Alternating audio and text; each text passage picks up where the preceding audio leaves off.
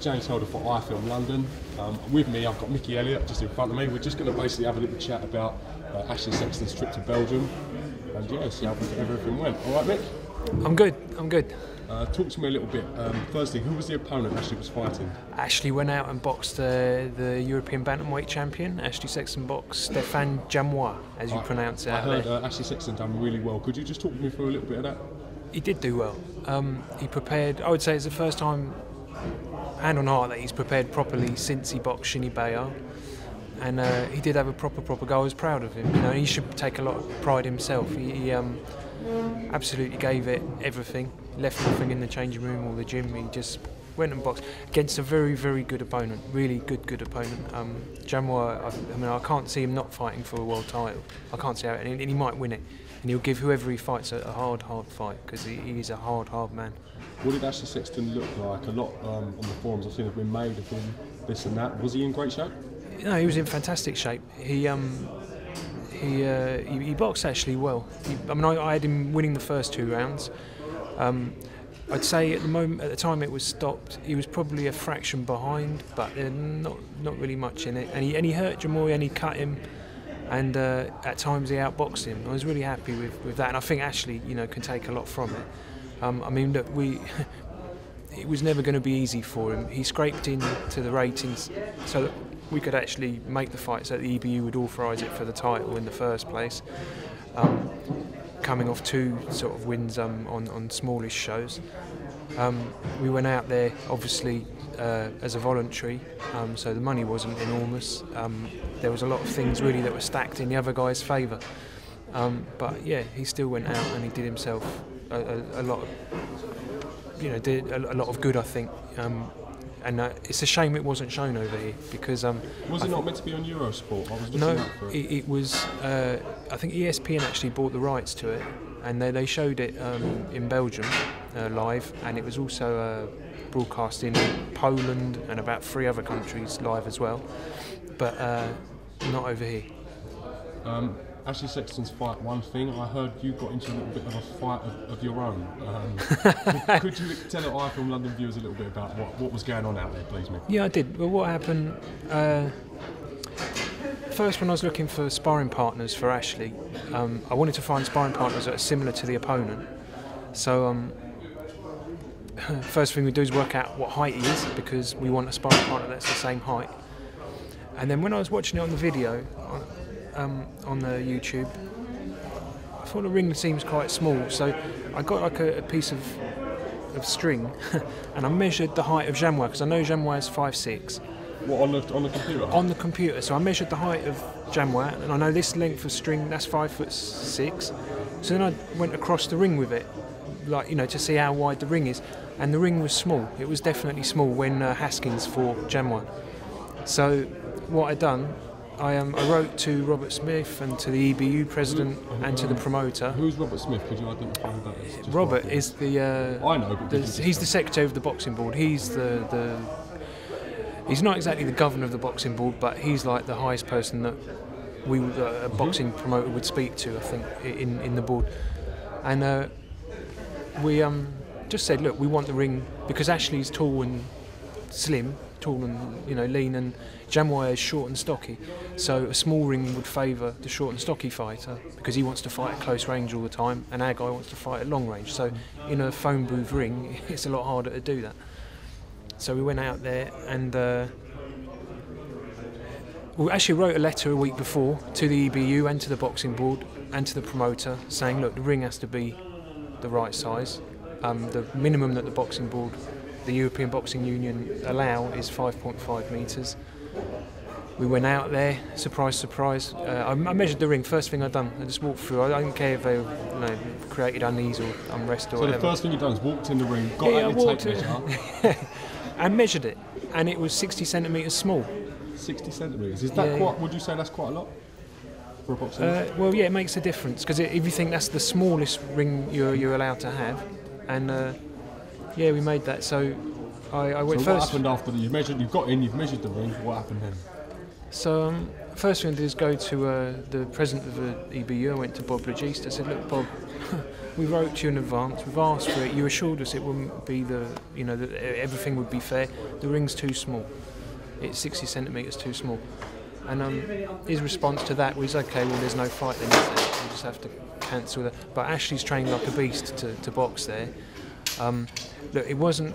If it had been a fight, if Ashley was the champion and we'd have gone out there as a voluntary defence, absolutely, we would not have boxed. Ashley would not have boxed, and we would have got paid. And if they hadn't have paid us, we'd have sued them for breach of contract, because we had a valid contract. It was lodged with the boxing board. It was lodged with the EBU, and we would have got it. The problem with it being that Ashley was there as a voluntary, which we only got in, as I say, Ashley was rated number 11 when we made the fight.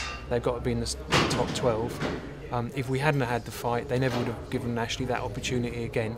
So okay, we'll take the risk. We did it. We got some money compensation from the promoter, and then we just shook hands and we said, okay, well, we're going to fight in a small ring. We got a little bit extra money, and we still have the opportunity of Ashley. Because I, in my heart of hearts, I believe Ashley boxes the best that he can, and this guy slips up in any shape or form, Ashley can go and win it. And if he had won it, it would have been a gamble well worth taking, because he then can earn as a European champion with no options.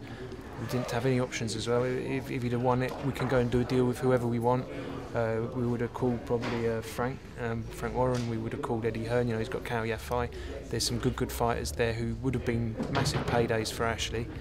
And we took our chance. And Ashley gave it his all. He didn't falter at all. I mean, he's a gutsy guy anyway, but he really did excel and go beyond I think what a lot of people expected him to deliver on the day. Anyway, so the guy from the EBU said, all right, well, we're going to have to cancel the fight. The ring's too small, no problem. And at that point, it's not very nice really, because we were out there, we had no one from the board with us, which would have been nice to have that bit of support. Then again, even if we had had someone from the board, they wouldn't have kicked off or been as, I suppose, as I don't think that I can think of anyone who could have fought Ashley's corner any better than what I did. I mean, I said, okay, well, we don't have a fight then, no problem, we have no fight. But Monday morning, we have a valid contract with you, and it is breach of contract, so of course we'll be, we'll sue. And suddenly then the goalposts start moving. Bob Legis actually was like waving his finger saying, and I don't think I'm a pushover, but I don't think I'm an awkward person. If I had have gone out there and suddenly pulled out a tape measure once we were out there and then measured the ring, it's too small. But I wrote to them a week in advance, and there's evidence of that. Robert Smith has a copy of the email, so does Bob Legist, and I have one in my sent tray. I emailed a week in advance saying, look, when you box jam wire, I've used my very sophisticated measuring system, and that ring looks small, so please make sure it's at least the minimum of 5.5 metres. If it's not, then we're going to have a problem on the night. So I want the event to run harmoniously. I promote events myself.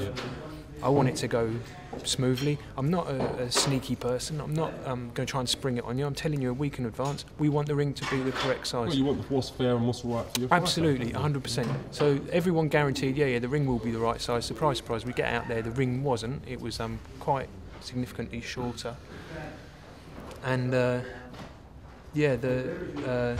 president of the EBU started. He said to me, "I'm the most difficult person he's ever met in 30 years of boxing." Can you just repeat that quote? He said, "He said you are the most difficult person I've ever come across in 30 years of boxing." And I said, "Yeah, but I don't care about that. Just give us some money. Go and speak to the promoter. You guys go over there, work it out together. When you've had a good chat, come back and offer me some money, and then we'll decide whether we're going to box or not." At which point, different parties were ranting and raving about I was trying to F up their TV deal and blah blah blah. So it got quite heated then. Got very heated. At one point, I actually thought it could have descended into a physical confrontation, which fortunately it didn't, because I was like on my own and there was about 10 of them. And Yeah, it would have. So all in all, did you think Ashley Sexton put on a good show? Did he do you proud? I did. Well, we came to an arrangement, so we got a bit of extra money for him. I've got to say the original offer they made was absolutely derisory. I mean, I wouldn't have accepted that in a million years. But eventually, we did get Ashley more money as compensation for having to fight in a small ring. We had the fight. He done as, you know, probably did better than. I mean, I think I was sort of thinking, prepare as well as we can, in the hope that Jamwar might have a bad day. If he has a bad day and Ashley has a good one, Ashley's more than capable of beating him. And then we, you know, then we were in a really, really strong position, and Ashley would have completely turned 5 minutes left. okay, I'll stop with something I'm very passionate about. So but anyway, listen, they did actually look after us very well in Belgium. I shook hands with the promoter at the end of the event. I said, listen, fair play, your guy's very good, well done. You've done a good job preparing him. And I know, look, I said, look, we all try and favour our own boxers, and you've tried to favour yours. And he said to me, he said, listen, if I'd have been in your shoes and it was the other way round, he said, I think I'd be pleased if I thought that I could have handled it the same way that you did. You've done the right thing. So for the rematch, are you going to have a 25-foot ring set up for when they come over? I don't think there will be a rematch. I think Jamwar, I think, will fight for a world title fairly soon. Do you think he's going to move on now to try and world honours? Yeah, I would imagine he would, unless I believe the official #1 challenger is with Hatton Promotions. If they put in a big bid, which they may do, I don't know. If they do, maybe you'll defend it against them. But I think now the point that he's at, I think he's thinking, go. I mean, and he will hold his own, more than hold his own, probably with the top guys in the world champions. So you know, good luck to him. He's a good fighter, really deceptively tough. Well said, Nick, and well put. Last thing I want to touch on before we go. I've always followed your Twitter. I find it quite amusing. You always make me laugh. What's been going on with you and our Southern Area champion, Danny Cassius-Connor? I see you had having a bit. I just think he got a bit busy. I was having an argument with someone else, another boxing promoter, and Danny starts chipping in, you know, all this about fighters. Something, I don't know. I mean, he left me. I said to him, well, look, I'm glad you piped up, Danny, because that reminds me now, I've got to write my letter in. I've actually already written it the day before, but I said to him, yeah, that reminds me, I've got to send my letter in to Tony Owen to box you for that Southern Area title, because Tony's, I think, more than, you know, he's overdue really a shot at the Southern Area. Do you think that's a fight that can be made? It definitely can be made. Listen, Tony Owen sells more tickets than Danny. They both come from very close next to areas. Exactly, that's why it's a good fight. And Tony Owen beats him all day long. That's why I'm very enthusiastic to make the fight. End quote. Bye-bye. See you soon, Danny, in the ring. Yeah, Tony Owen, definitely. I've got big hopes for Tony Owen. And he's ready for his chance now. Let's get it on. All right, well, you heard it here first. Yeah. Mick, thank you for talking to us. Pleasure, always a pleasure. Always a pleasure. Thank you very much, sir. And we look forward to catching up with you again. This is James Holder, Mickey Elliott for iFILM London.